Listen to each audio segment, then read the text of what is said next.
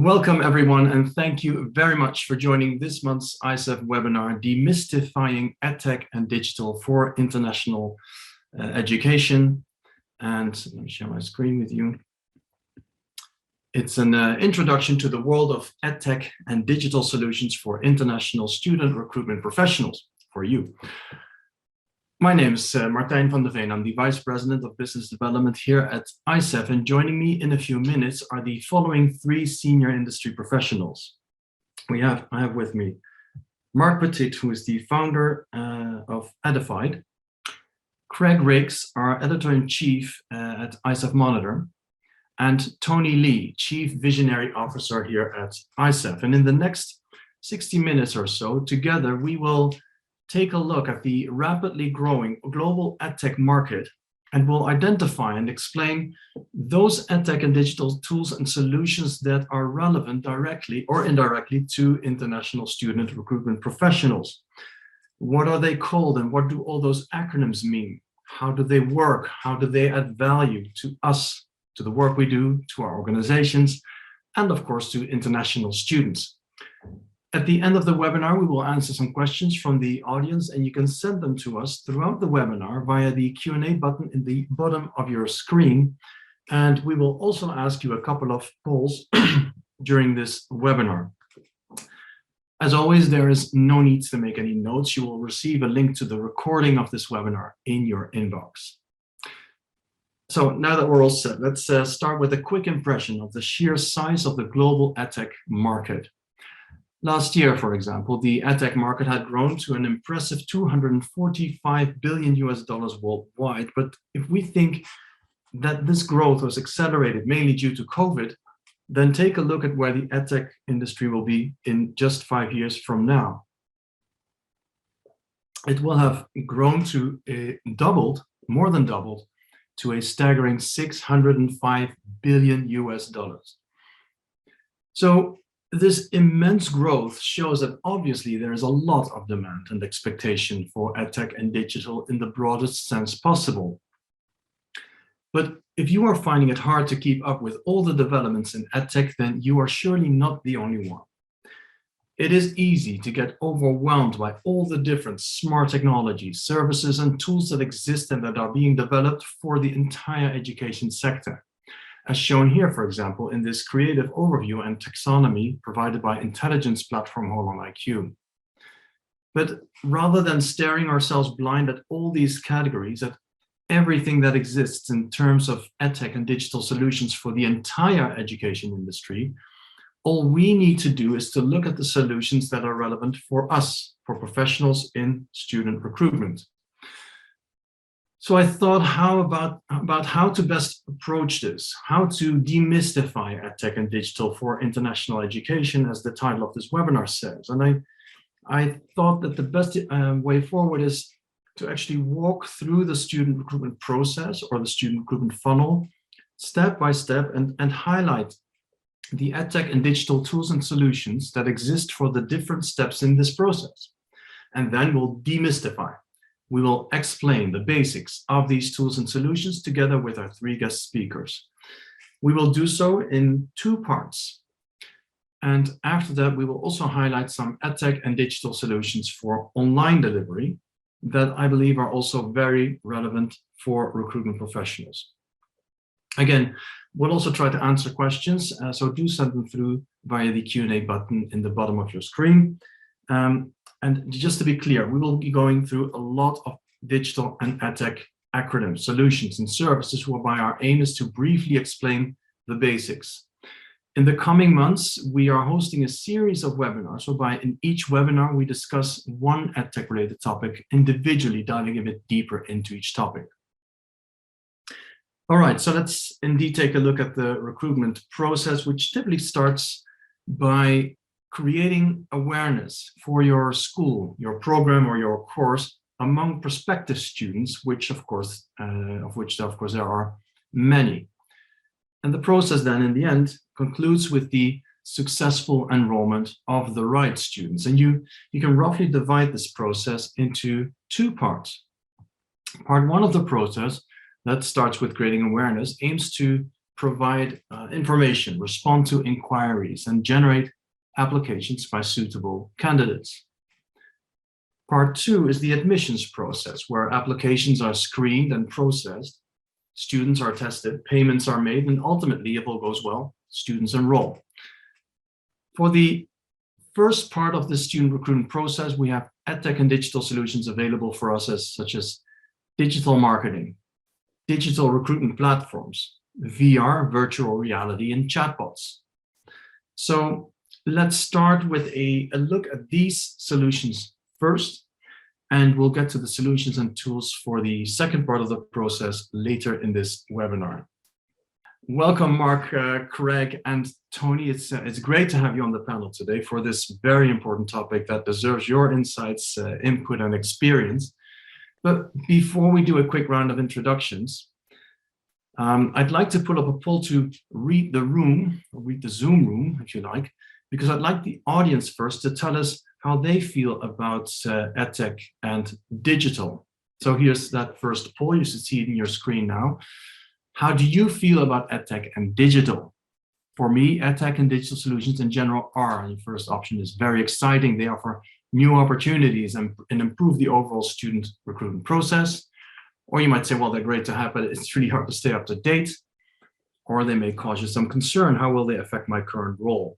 Or if none of these three answers reflect your feelings, then you can answer none of the above.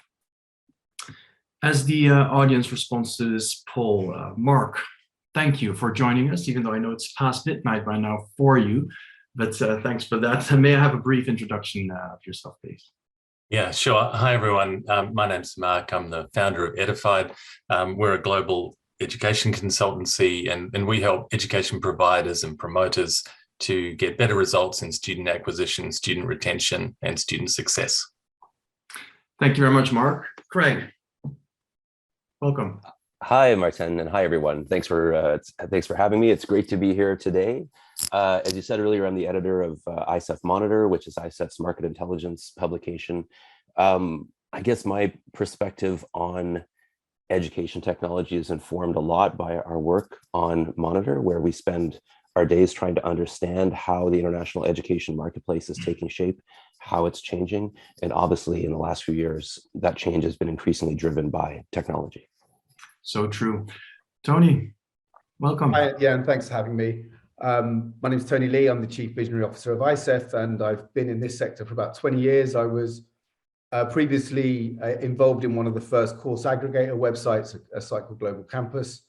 I was then the head of digital for inter-university partnerships, where we looked at direct student recruitment and managing agents. And I was also the global digital marketing director of Study Group, where I helped about 60 universities recruit digitally. Great. As mentioned, we have a great poll, a great panel today. But let's look at the results of the poll. And as you can see, we obviously have a very excited audience, excited about the opportunities to improve the overall student recruitment process. About 2/3, and then another third is also quite very welcoming. Great to have, but it's hard to stay up to date. Well, for both of those categories, those are excited. Great, welcome, because in this webinar, we'll tell you all about all these tools that exist. For those that say it's hard to stay up to date, well, again, it's probably good to join this webinar, because this is exactly why why I've scheduled this webinar. And for those that are concerned, we hope to also address the fact that of how these tools affect your current role. So I think we're all set for a great session, gentlemen. So let's just dive into that first topic. It was digital marketing, and for a high level, digital marketing, of course, refers to advertising delivered through digital channels such as search engines and websites and social media and email and mobile apps. But Tony, I guess what makes marketing truly digital are the countless possibilities nowadays to target your audience, so to generate valuable data through digital marketing.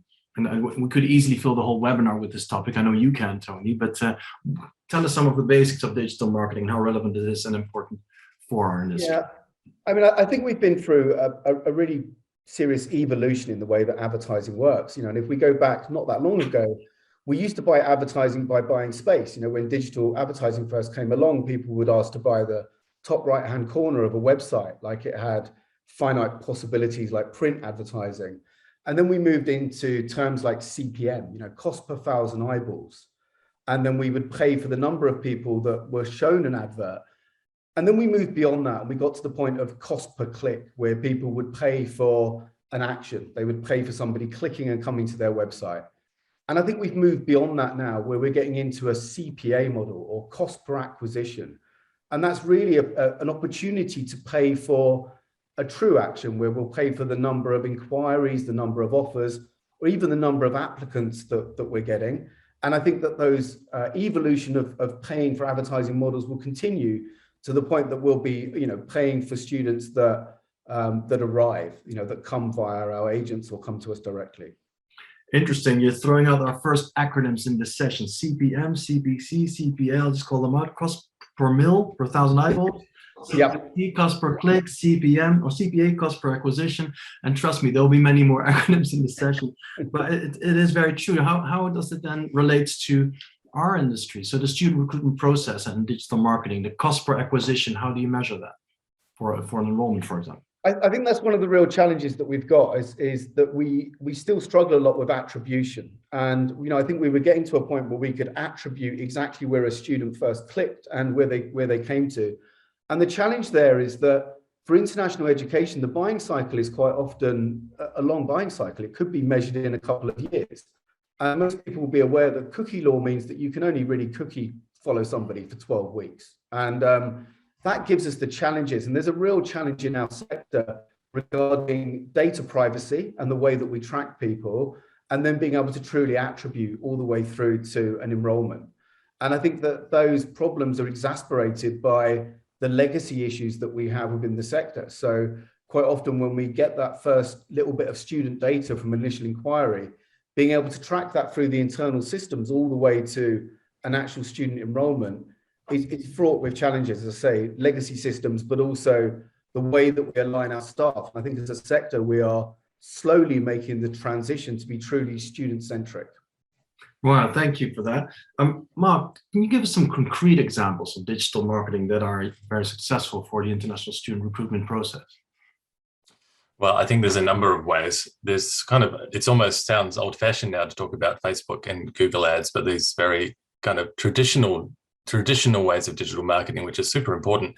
And I remember, I'm going to sound old, 25 years ago, running an international office, you kind of only had very limited options. You could send some brochures around, and maybe you'd put up these things that they called hoardings, like little signs on a bus, and that was kind of it. And you could go to some fairs and go to some agent shows, and that was your reach. That was all you could do.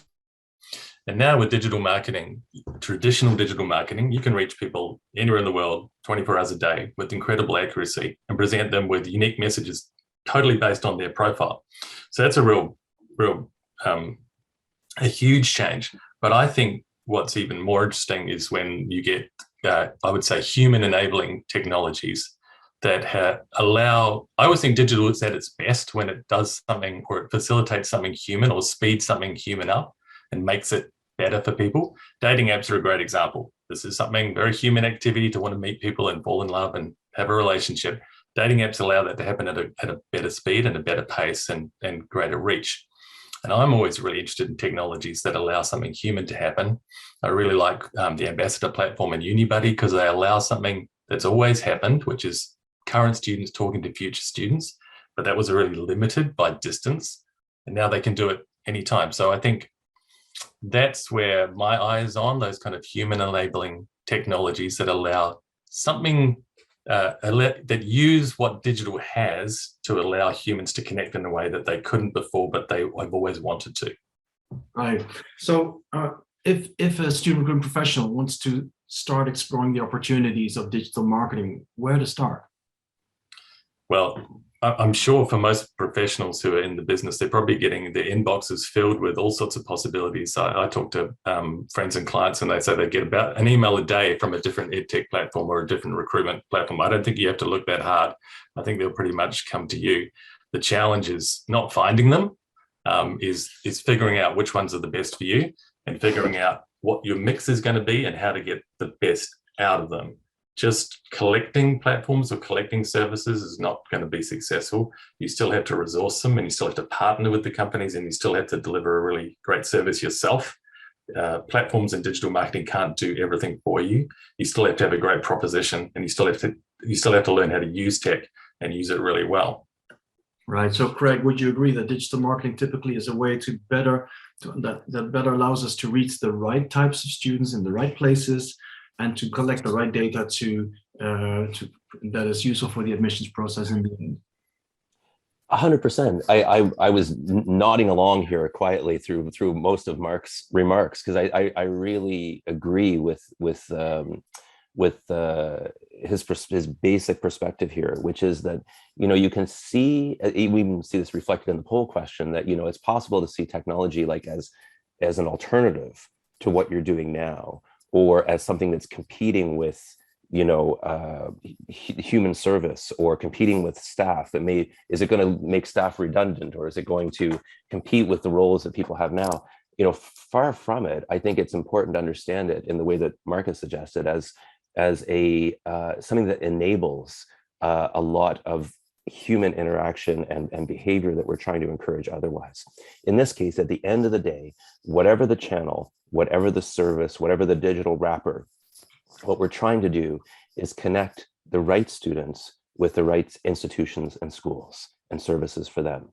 And all of our work has always been centered around that basic activity. And now what we have is a new set of tools. I really like the examples that Mark mentioned, for example, the services like Unibuddy, or the Ambassador platform, that are for people that are unfamiliar with those platforms. They're peer-to-peer networking services. Basically, they allow prospective students to engage directly with current students or alumni of a particular institution. And I think back to my days when I was working within institutions, within language schools and universities, and recruiting students into those campuses.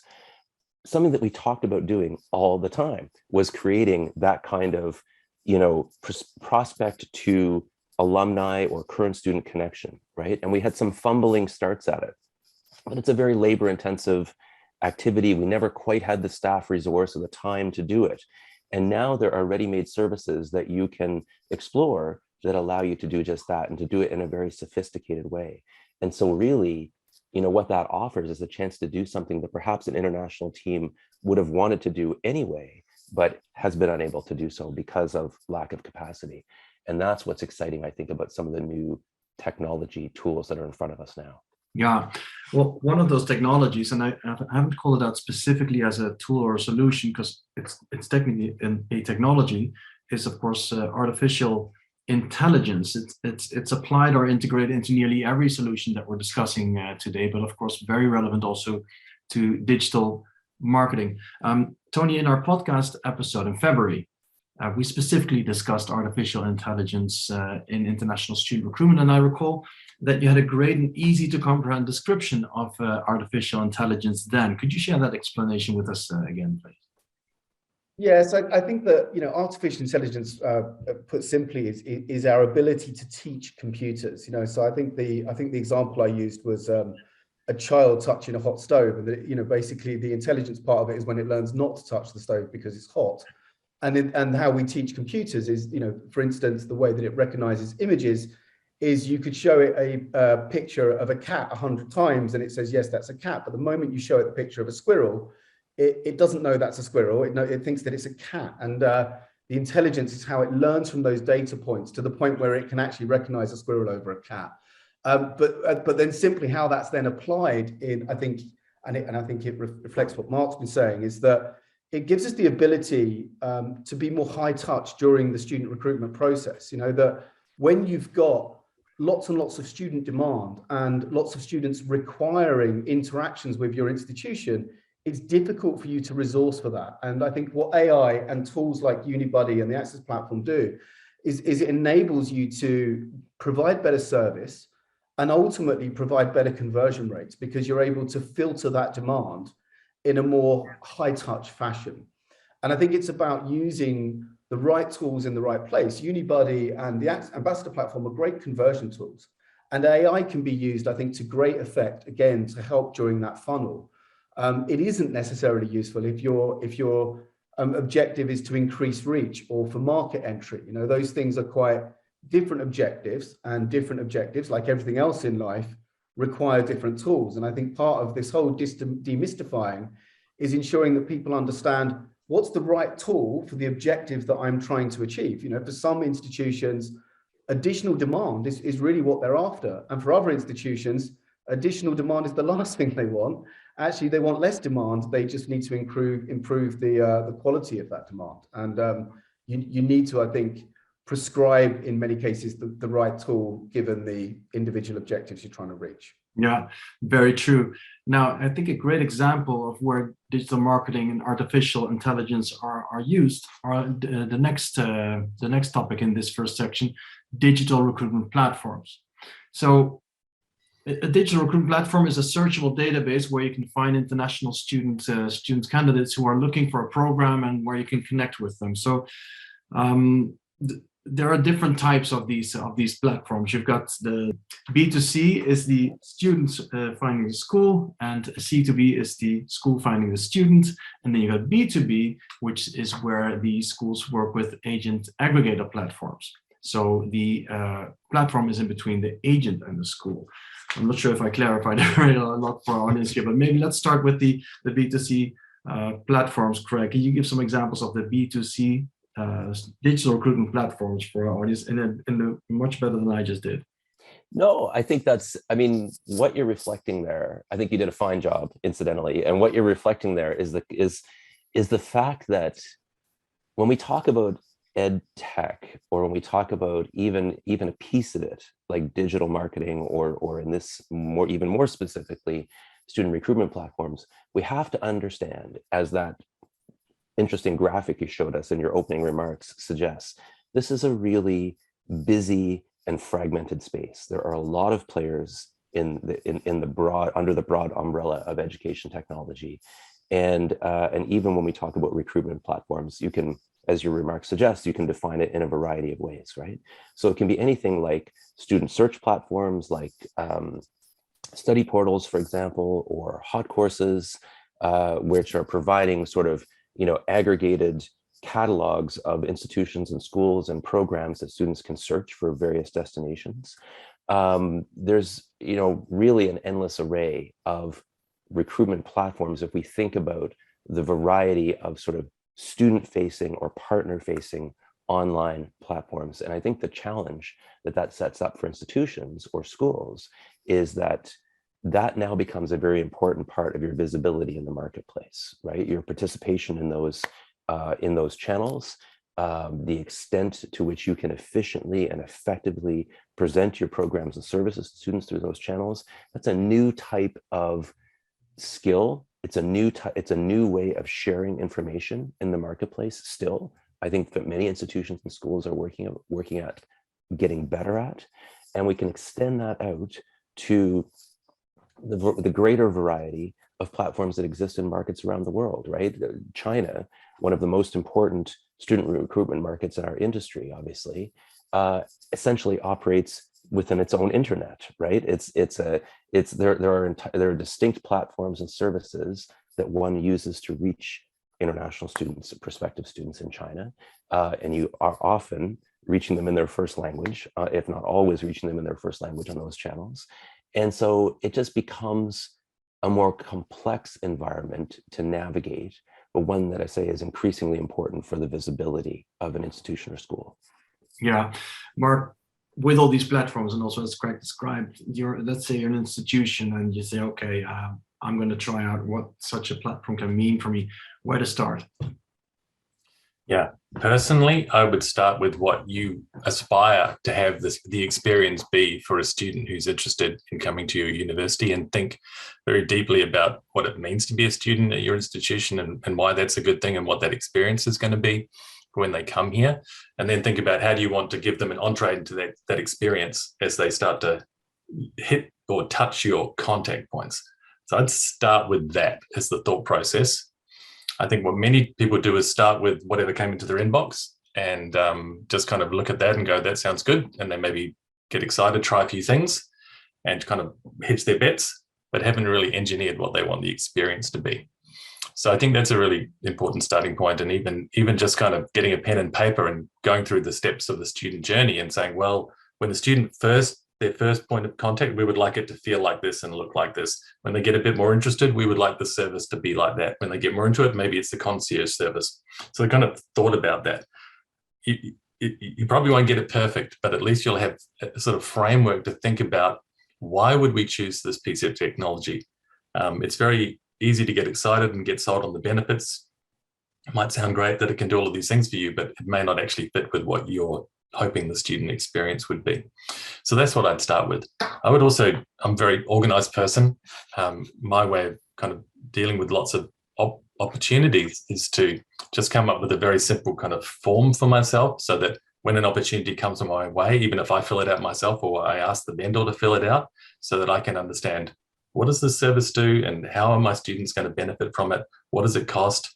What do I need to do? How do I need to resource it and to make it a success? Almost every single platform that you will get where you can have access to requires you to do something. You've either got to have your course listing up to date, you've got to have videos, you've got to have images, you've got to have people, you've got to have student ambassadors, you've got to read the data, you've got to do something. Nothing will do everything for you. You have to commit to it. So I think it's really good to understand that up front. Like, first, what do you want to achieve? What do you want the student experience to be? What is it going to do for you? What is it going to do for your students? And what do you need to do to make it a success? What sort of money, what sort of people, what sort of input needs to go into it? So I would think about all of those things before entertaining anything coming in the door. Right, and use that exercise and that homework to start searching for the tool that matches those expectations and objectives. Tony, we've seen a rapid rise of platforms, not just in number, but also in how far they go in covering the student recruitment funnel. Do you feel that a platform, in theory, could cover the whole student recruitment funnel? I think potentially, when you look at something like a CRM, there is the idea that you could use CRM to basically capture data at the very beginning.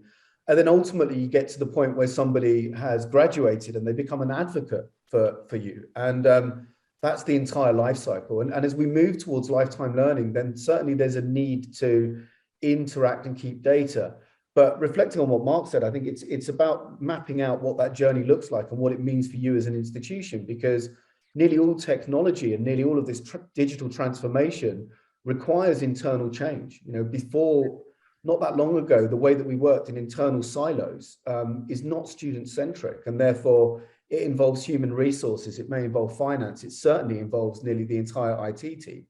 And there's quite a lot of change that you have to go before you can become truly centric and really understand what that exchange between the student giving you data and then you passing content back to them all the way through the journey, and making sure that you're asking for the right data at the right time, and that each piece of data you take from the student has meaning, it has justifiable need. What are you giving them back in exchange for that data? Yeah, again, it just shows it's such an interesting and thought-provoking topic at the same time. And I just want to remind the audience that we have so far discussed digital marketing. We actually have a dedicated webinar on digital marketing in December. Digital recruitment platforms. We recorded a webinar last month on recruitment platforms, which you can find on isef.com/webinars. And in September, we will have an agent aggregator platforms webinar.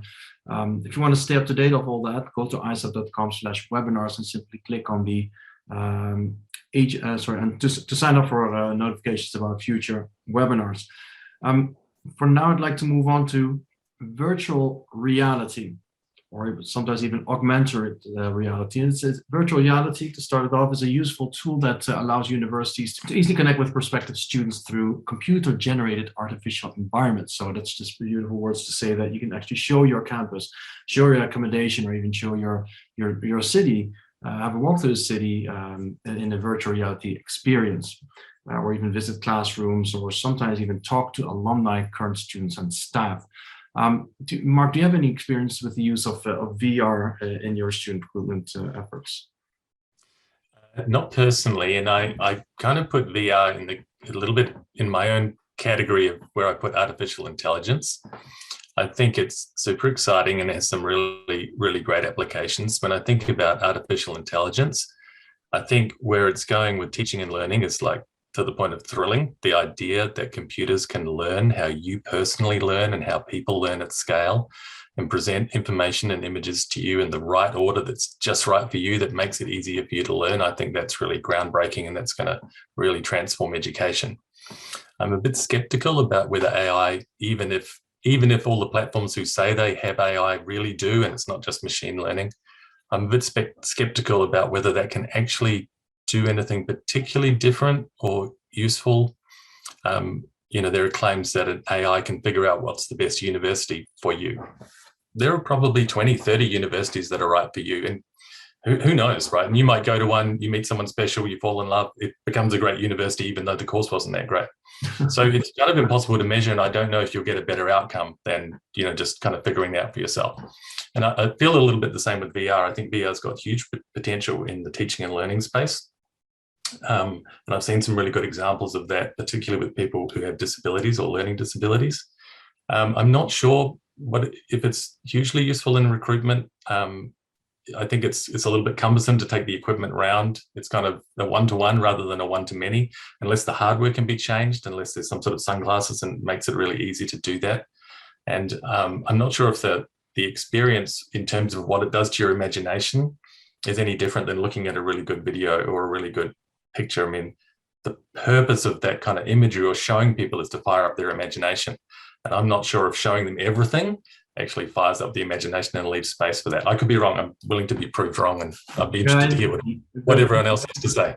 Interesting view, because it's probably what's closest to this metaverse that we're not going to touch upon in this webinar, by the way. But Craig, I know you've recently written on a number of these VR service providers. Can you share with us some of the tools that and the advantages of VR for student recruitment?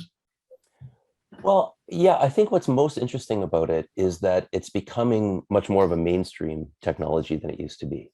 I think that VR for a long time was very much a niche technology. It was expensive to produce. It was expensive to access. The headsets that you see people wearing when they're experiencing virtual reality were previously much more expensive. And like many technologies, what's happening is those price points are coming down. There are now really good headsets. We have one in our home now, which frankly I would never have entertained before, but we got one this year, and in large part because it's just becoming a more affordable technology, which means that more people access it. It's more commonly used in a variety of ways. So there are some obvious applications, whether those are delivered to students as end consumers, or whether that's delivered through, for example, education agents or other partners abroad, where students can experience virtual reality through those intermediaries. I think there are a number of obvious applications for international recruitment marketing, particularly with respect to virtual campus tours and giving people that sense of what the campus or the school environment is like before they have an opportunity to visit firsthand. But as Mark says, I think we're seeing some really interesting applications in teaching and learning as well. And there's a company called Immerse, for example, out of the US, which is building a platform, a VR platform to support English language learning. And that's, I think you have to say that's a really interesting evolution of what online language learning could look like, right? Because in a virtual reality environment, you're not just observing or receiving information, you're participating in what that experience is like. And it's easy to imagine what the applications of that in language learning in particular might look like, where students are being asked to produce language, to be in an interactive in virtual reality environment with other students and instructors online. That's a very different quality of online learning, especially for language acquisition, than perhaps we've seen before. Yeah, no, very interesting. And I'd love to talk more about that topic on VR. We're going to have to move now to the chatbots, the next step, which of course a great way to start the communication with prospective students, because the prospective students, I would say, especially upcoming generation, what they're used to and have come to expect to get immediate answers and get information wherever and whenever and wherever they want to. But is it all humanly possible to answer everyone in time and with the right information? So with that in mind, it's probably a great development the introduction of chatbots, although I'm sure you'll agree that we not always have the best experience with these chatbots when you want to change your flight, or how's that in the international student recruitment process, Tony? I believe you have some experience with that.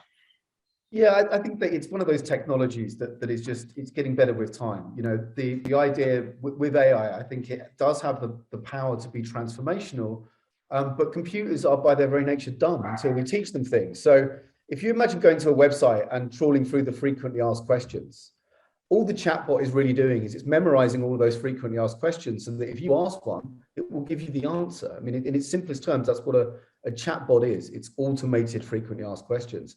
But that does have the power, I think, to speed up the process. So as somebody's going through the inquiry process, they may have questions about your campus, lots of different questions that come up. They may be just frankly too lazy to trawl your website looking for the content. And so in those places, chatbots definitely have a role to play. And I think that technology gets better every single day. And I think that AI can and will transform the student recruitment marketplace. And I think chatbots one of those places where it will impact us. And I think it will impact us far more than VR will in the short term. Yeah, and chatbots are, of course, more and more AI powered. So they're not just answering the same answers to different questions, but they're actually learning from these questions, learning from the answers, and so we're indeed getting better and better at it. Now that we've walked through the first 4 examples of digital tools, so digital marketing and digital student recruitment platforms, chatbots and VR, I have another question for our audience, and I'll pull it up in a second. Who do you think benefits most from the implementation of Edtech and digital solutions in international student recruitment? Is it the school and the institution? Is it the agency? Is it the student, the parent, the providers? Making a lot of money there, I guess. Or we all benefit equally. And as we have our audience respond to this poll, Mark, before we get to part 2, who do you think benefits most, assuming that everyone benefits at least to some extent? Well, I hope and I think it's students in the long run that benefit the most. And I say that because I think for many institutions, particularly well-established traditional universities, a bit like the Red Queen in Alice in Wonderland, they're just running faster and faster, but staying in the same place. So they used to just have brochures and a few banners and recruit students and everything was fine. Now they have to have a CRM, they need a chatbot, they need an inquiries management system, they've got to have an admissions management system, they've got to do digital marketing. So they're doing a whole lot more and more stuff and still kind of recruiting the same number of students. Maybe their numbers have gone up, but they probably would have gone up anyway with increased demand. So I think as an aggregate, it maybe isn't helping institutions as much as I hope it's helping students and giving them access to choice and giving them faster answers and faster turnaround times, more opportunities. And I think even more so, I preface that by saying that's what I think in student recruitment. Yeah. In teaching and learning, I think phenomenal opportunities for universities and students to really, really take what computers are good at, which is doing things fast and at scale and accurately, and applying, using what's the good things about the human side of universities and kind of translating them at scale. So I really think and hope that it's making life easier for students. I hope they don't get overwhelmed by choice and opportunities. I'm sure that they may do sometimes, but I was an international student many, many years ago, and the best you could hope for was like a little newspaper ad or something like that to find out the opportunities. Now a student can go on the web and just find almost infinite possibilities, and you barely have to, move on Facebook and lots of possibilities come your way. So the amount of information you can get and the speed at which you can get it and the quantity and quality of information is phenomenal. So I hope and think students are the big winners. Here we are. 28% agrees that indeed they think that the students benefit most, which probably should be the goal indeed. No one thinks that the parents benefit most, by the way. And the majority thinks that we all benefit equally, which is of course beautiful.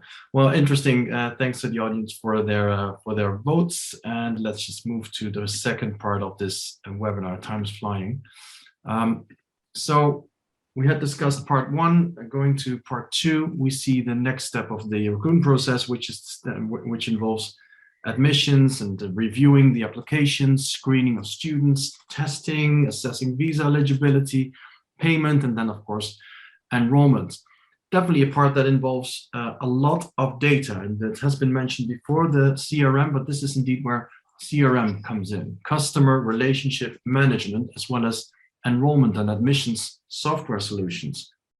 Also important in the second step of the process are digital testing and fintech solutions, for example. So let's start with CRM. Mark, CRM seems to be such a commonly and often used term, and it's relevant to any industry really, but how would you describe CRM from a student recruitment perspective? Why is it so important? Well, I think there's the term is used very generically. Sometimes it's used by universities thinking about how they're going to actually manage their relationship with students through the whole journey. Sometimes we're talking about just a sales tool, using it as a sales tool. And sometimes they're actually talking about how they manage their applications and referring to their application management system as their CRM. So I think there's a broad use of the term. Many universities, I think, get sucked into, they call it digital transformation. The conversation starts about, we've got to have a CRM. Why? Because everyone else has a CRM. We need a CRM. We've got to have a CRM. And it turns into some huge project that's getting bigger and bigger and bigger. It takes 3 years of time. It sucks everyone's resources. It sucks everyone's energy. And the whole focus seems to me to be the wrong way around. They're talking about the CRM, when I think what would be more useful is to talk about what student experience do we want to create. And if we want to create that experience, and that's the personality of our institution, what are the tools that we're going to need? One of those tools might be a CRM. It might not be for smaller institutions. But I think for many universities, and I'm talking about universities more than private providers, the biggest barrier they face is actually processing the applications. They have plenty of inquiries. They've actually got plenty of applicants. What they don't necessarily have is enough students going through that funnel. And I think there's that's been a bugbear for many universities since I can remember being in this business. And there's a few good providers now who can solve that problem. It's still complex to do the assessment of applications, but it always seemed to me absurd that we were kind of asking students to pay $100,000 for a 3-year degree and taking 8 weeks to let them know whether they were allowed to pay us $100,000. And if you went to a normal business, and the CEO said, "How do we get more revenue?" You say, "Well, we need to take students' money faster and let them know that they're allowed to buy our product." That CEO would say, "Well, okay, how much does that cost to fix?" You might say, "$1 million," and he or she would say, "Okay, there you go, have your $1 million." But in university, that seems to be a real struggle to have that conversation, and it's only recently, I think, in the last 5 or 6 years, that's really been accepted as critical, and not only critical, but you actually have to do something about it. And actually do something about it. And there's a couple of really great providers here in Australia and New Zealand. StudyLink has done a really great job of solving this problem. In Europe, there's a really good system from Estonia called Dream Apply. They've taken it from a very different angle and have a real marketing focus in what they do and kind of combined CRM elements with that. So I think that's a real must for universities to have a really good, efficient system for processing applications. And I think one of the great lost opportunities for universities is to use the admissions time and the admissions process in a recruitment and sales way. Many institutions just take an application, silence for X number of days or weeks, and then offer letter, maybe a call to say, "Where's the money?" They don't necessarily use all that information they have about a student to set up a communication program and be interesting and inviting to the student during that process. And I think that's a real easy win for most universities. Yeah, indeed. Now, I hope it's not $1 million on average for No, that's the thing, it's not.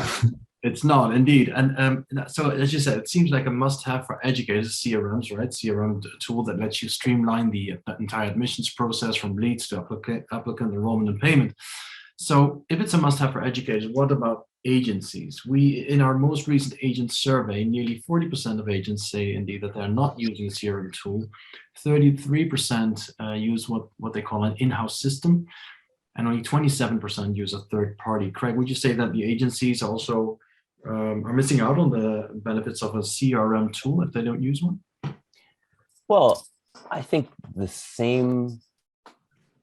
you can have the same perspective whether you're an agent or whether you're an educator, really, on these types of questions. And I think there are a couple of, I feel like as this conversation unfolds during the hour, there are a couple of themes that are really present here. One is that the technology itself is not really the important thing. The important thing is the student experience and the kind of experience you're trying to offer to students, and including that entire student journey, obviously, starting from prospect through applicant to enrolled student to graduate and alumnus, right? I think having your eye on that experience, the important parts of it, knowing, being very clear-headed about what you're trying to offer to students at every step of that journey is the most important blueprint for determining what technology tools that you select, whatnot. The other thing that I think is in front of us is that the selection of technology, it's easy to get very confused and overwhelmed even by the range of choice that's available when it comes to technology tools. And especially when it comes to like what I would call like an enterprise software adoption, like a CRM system, that's a choice that has to be made really, really carefully with, and especially through the lens of that student journey, right? I think about, the need for CRM, or as Mark quite rightly says, that's a term that is very broadly applied. It can mean a lot of different things. But I think that most agents and institutions and schools will need to have some kind of system like that in place, if only to manage the volume of demand that they're dealing with. I used to recruit for a mid-sized university here in Canada. And one of the smartest things I felt like we did at that institution was, to Mark's point about admissions processing, we had a turnaround time, a service standard that was formalized within the institution, that all undergraduate applications would be processed and responded to within 2 working days. That, aside from all the other clever things that we did for student marketing, that was, I always felt, the most important thing that we did. And it had a huge impact on conversion. And what is challenging is, as international student programs become larger, as the volume of student demand increases, it's really, really hard to maintain those standards and to maintain that personal service at scale, right? As the scale of files and inquiries that you're dealing with goes up, it's really hard to manage that, even as if you expand your staff as you go along. And that's the promise of technology, I think, and especially with respect to CRMs, is that it offers an opportunity to maintain some personalization and responsiveness at a larger scale. Well, it's so interesting. Again, for this topic also, we'll have a dedicated webinar. Actually, next month, on the 28th of June, we're going to tune in completely for a full hour on CRM. What does it mean for schools, for students, for agencies? How does it help us be more personalized in the way we deal with students and respond and reduce our response times? How does it help us save cost or not? And Mark, you'll be joining us again for that webinar in 1 month. Admissions and enrollment software are probably very much similar to CRM, but maybe in a short answer, Mark, can you highlight what would be the difference between a CRM and, let's say, a software solution for admissions and enrollments? Yes, it's their functionality. So most CRMs, when people talk about a CRM, they're generally talking about a sales CRM like Salesforce or Dynamics or HubSpot. And they're really designed for the sales process and designed for prospecting, and they've got better and better over the years. But they don't have the kind of capability which is about assessing applications, issuing the communications like conditional offers or information incomplete, maybe moving into the next stage, which you have to do in Australia, which is a GTE. It's called a genuine temporary entrant test. So you need to not only check is the student qualified, but are they likely to get a visa, in simple terms. So there's a lot of documentation that needs to be viewed, needs to be collected, needs to be reviewed, might need to be spread out to faculties, come back. There's documentation that needs to be issued. It's very unusual for an application to arrive with everything that you want and issue an offer letter straight away. That would be easy. Most of them need something. There's a credit transfer, there's an unusual assessment, there's some information that needs to go backwards and forwards, there's a conditional offer, there's English language requirements, there's package offers, there's extreme complexity. And most CRMs, even the big ones like Dynamics and Salesforce, they simply don't cater for it. And some institutions have tried to, hire an army of consultants and corral them into doing their bidding, but it never really works out the same as a system that's been designed specifically for that process. And so, yeah. Yeah, no, I think it's very important for anyone using these tools or considering the use of these tools to make sure that they are compatible, right? That the CRM and the software solution can talk to each other, because the generation of all that data is, of course, so crucial. I'm sorry to rush through, but we're already 15 minutes into the webinar. We still have a third section to go. Of this second section, I just want to highlight, it's also mentioned digital testing. Now we have a dedicated webinar for that one as well. That's on the 26th of July. So we'll dive into all the pros and cons of digital testing solutions in the international student recruitment process. Also mentioned there was fintech, and I just want to highlight that fintech is nothing different than what tech is for Edtech and for MarTech. Edtech, technology for the education industry, MarTech, marketing technology, fintech, financial technologies for the financial market. For our market, that would really be this whole new development of loan products, whereby no longer a cosigner is needed, but artificial intelligence powered tools will make an assessment of a student and see what their opportunities are in their future careers, and based on that they may or may not get a loan. So we see again how fintech is also helping prospective students find the right schools for them, and actually the ability to enroll, because they get funding this way, which they otherwise may not have had. I'd like to actually move to section 3. Share my screen again for that one. And in section 3, we're going to look at online delivery. And no worries, we'll still find some time to answer the questions of our audience, because I've seen a few come in already. But for online delivery, here I just wanted to highlight 4 acronyms, being LMS, VLE, MOOC, and OPM. I hope everyone has the alphabet straight, but I'll give you the first one: Learning Management System, VLE. Craig, what does VLE stand for? Unmute myself. Virtual learning environment, I'm going to guess. Right. MOOC, Mark? Massive open online courses. Yeah, perfect. And for you, the last one, Tony, OPM. You can go ahead with that one, Martijn. Yeah, putting you on the spot, the online program manager. So the reason why I wanted to highlight these acronyms, we hear this webinar started with CPN, CPC, CPA. We have AI, CRM, VR. I had to write them down myself. And now we have LMS and VLE and MOOC and OPM. Now, the first two, LMS and VLE, are very much a solution and a software application for the delivery of educational courses. And whereas LMS is usually used in an enterprise context for training, VLE more in an educational context, but these two are both really platforms where that schools can use to bring their programs online.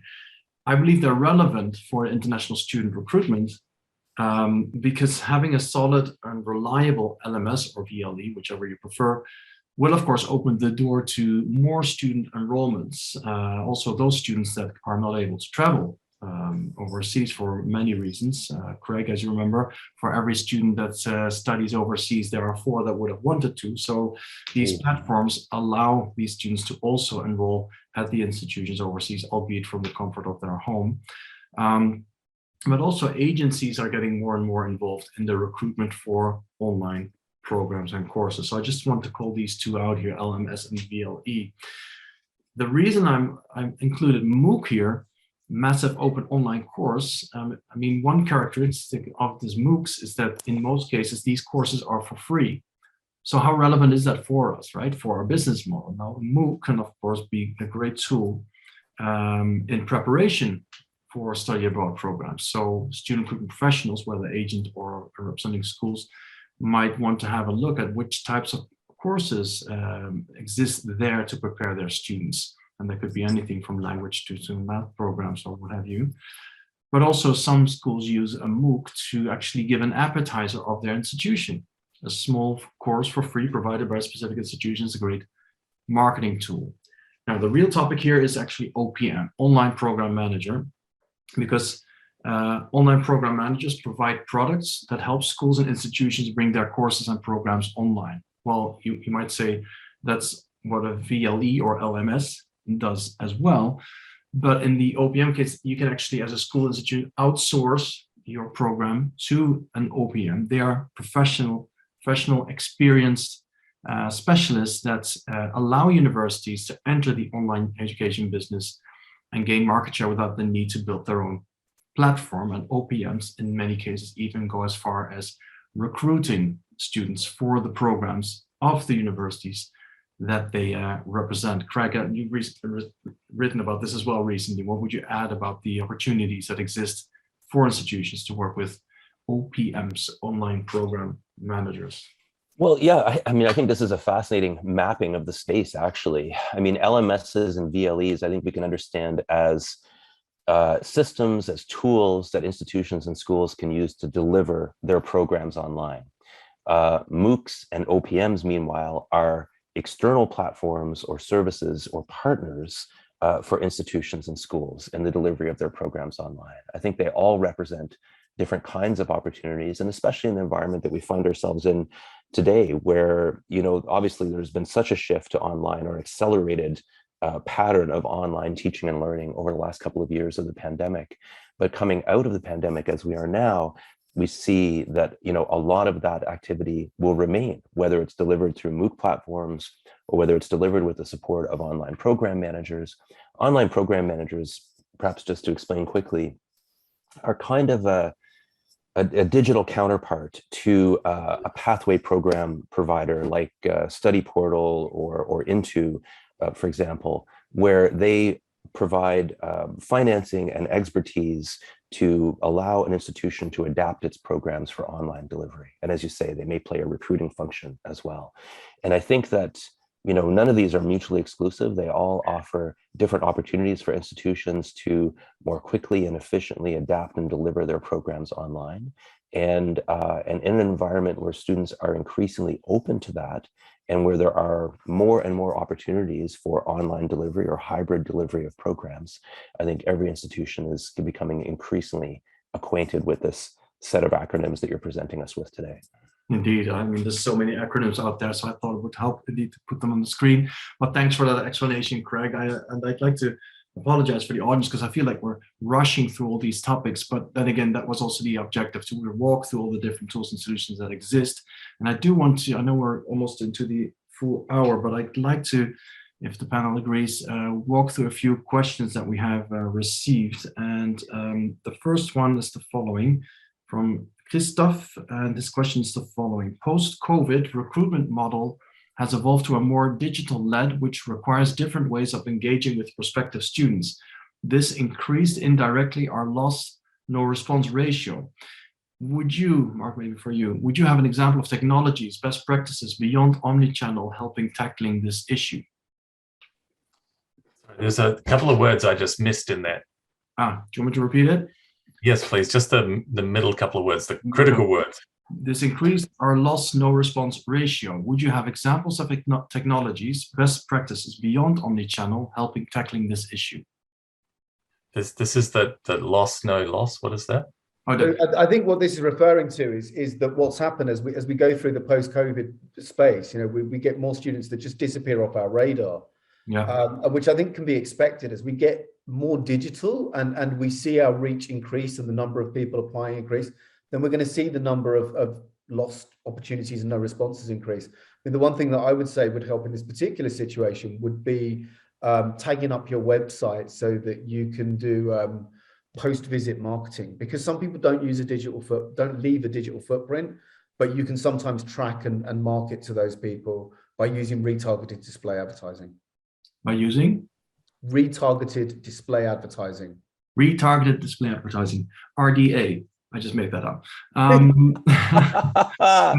more acronyms. It's those annoying ads you see, you know, when you're on Amazon, you look at something, decide not to buy it, and then those ads follow you around the internet for the next 3 weeks. Yeah. Even when you bought it. That's Tony doing that, by the way. Blame Tony. I would, now I've understood the question. I would say something maybe from a slightly different angle. And I think working on your proposition and working on having something really compelling and really exciting and really interesting, like getting it to stick the first time is better than trying to get it to stick back on once you've lost a student's interest.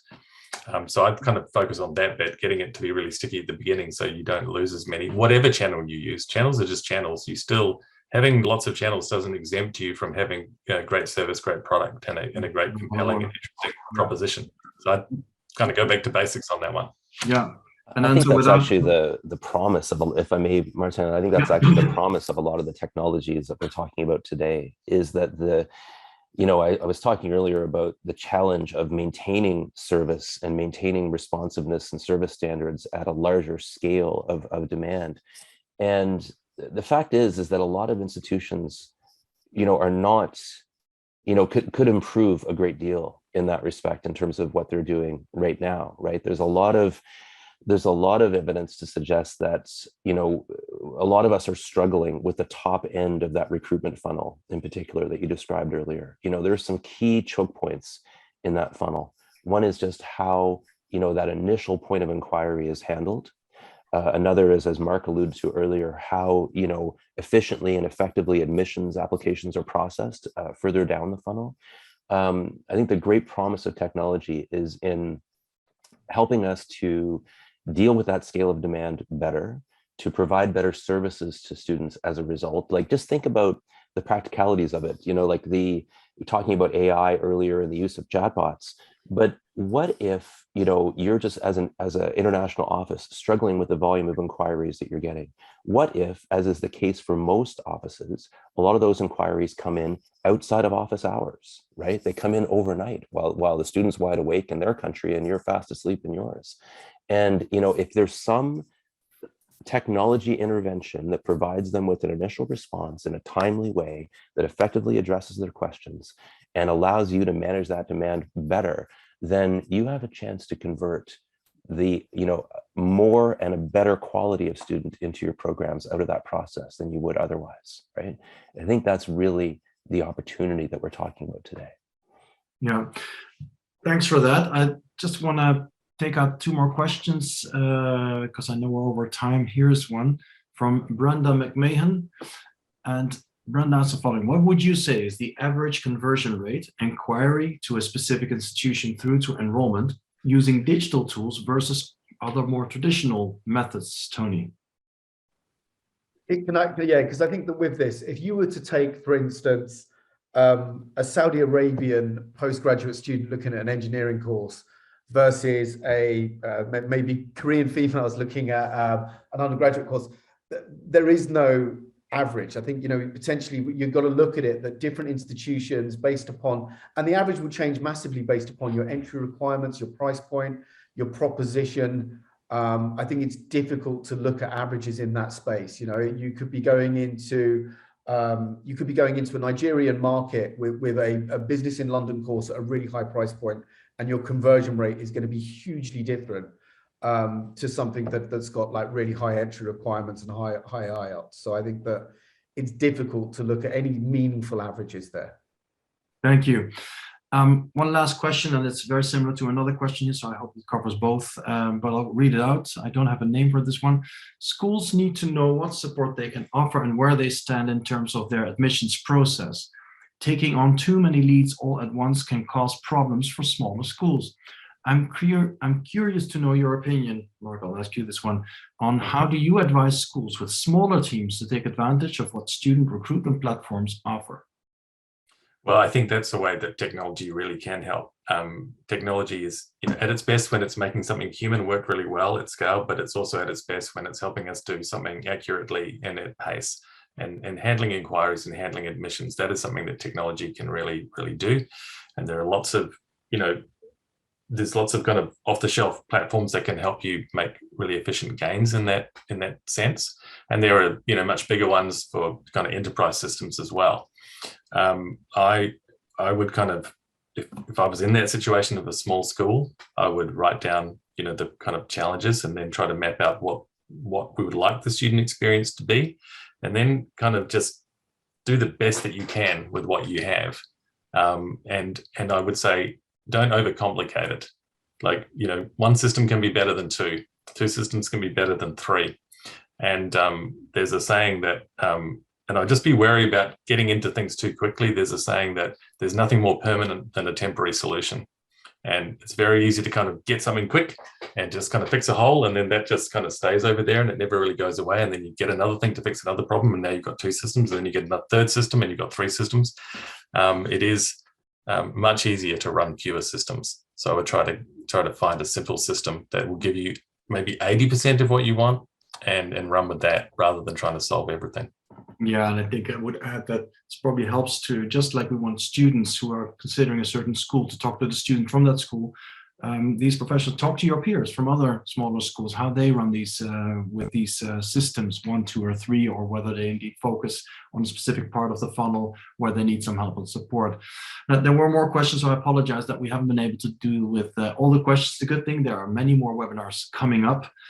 But just to conclude this webinar, I'm sure, gentlemen, that we can all agree that EdTech and digital providers offer very attractive services and sophisticated solutions to schools and to agents, and of course to students and their families. And there is no doubt that these providers will continue to develop and improve their solutions and services, allowing agencies and counselors and recruiters to be more successful, more efficient, and save time and cost, and therefore the ability to focus more on the human aspect, as you mentioned, Craig, in the whole recruitment process, with more time available for personal interaction with candidates that are, for example, pre-selected via digital and AI-powered recruitment tools. And just say this change is here to be embraced. Change provides new opportunities. As long as this doesn't change, one thing doesn't change, and that is to always put the student at the center. So as I mentioned, do rest assured that ISEF will continue to update you frequently on all these developments, for example, through the EdTech webinar series that I mentioned, each time with savvy professionals just like Mark, Tony, and Craig. Thank you, gentlemen, and thank you all out there for spending 1 hour and 7 minutes of your precious time with us. And for future webinars, please subscribe via isef.com/webinars. Thank you very much. Thanks, everyone.